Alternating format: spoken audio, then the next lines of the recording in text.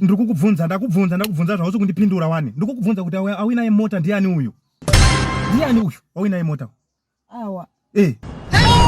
Urokaka machiko utadzongotaura here ndikukubvunza wani maiti.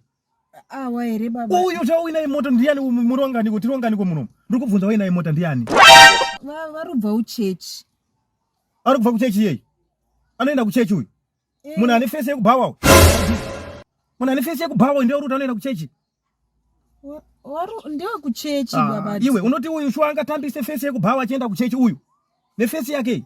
Baba di musadaro munhu kani mimi Face Yekuchechi. Amutauri kuti Face Yekuchechi baba i Face Yekubhawa. Kana panenge atori kuchechi kwacho madhimoni panenge achinzi out. Mama dhimoni anenge achitobvunza kuti kuri dhimoni ramuri kusiya apa iri.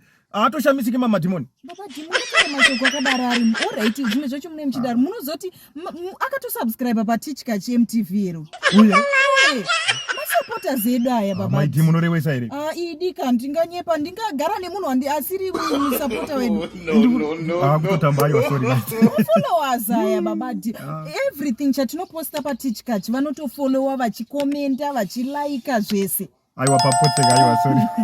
Baba zvimwe zvacho unongoita ameno. Aiwa sorry maiti aiwa papoteka.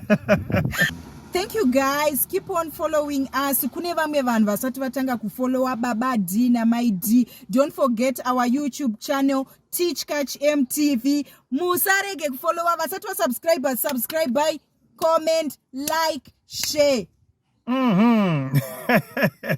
Ndo chikumbiro chedu aiwa kakutsikawo nekunhamburira masokisi ejongwe anobviswa nemvura inopisa, matapping tono matindi ngoma anokunda ngoma kurira. Wedwe hande pa YouTube channel yedu Kuchurch MTV tindo subscribe ipapo. YouTube channel Kuchurch MTV.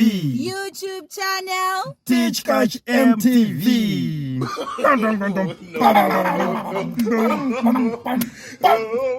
No.